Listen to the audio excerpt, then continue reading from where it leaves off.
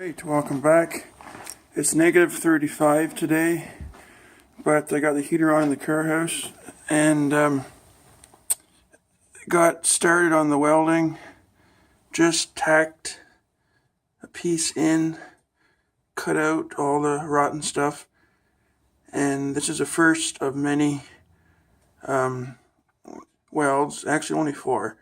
This side, the other side, and the front has 2 small holes ahead of each front fender, but I didn't want to put a continuous speed for fear it could distort the sheet metal.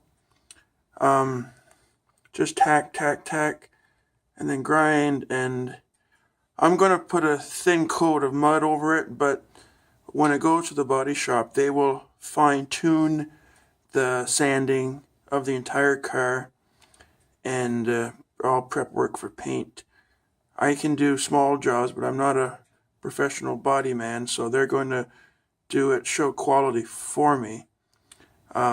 Mechanical work, with my eyes closed, all that stuff, this stuff here, but I'm not a painter, so I admit when I need help, but I'm happy to say I do 99.9% on my own.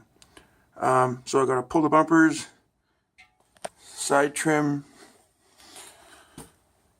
all that I can pull off, because once the welding's done, this is going to the paint shop.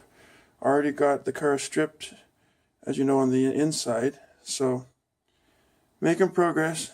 It's just a big job. So day by day, it's getting closer to spring. It's already over halfway through January, so we're knocking it down, and I'll keep you posted as progress continues on the old girl. My goal is to have her done for the 2019 car show season. So thanks for watching, and stay tuned.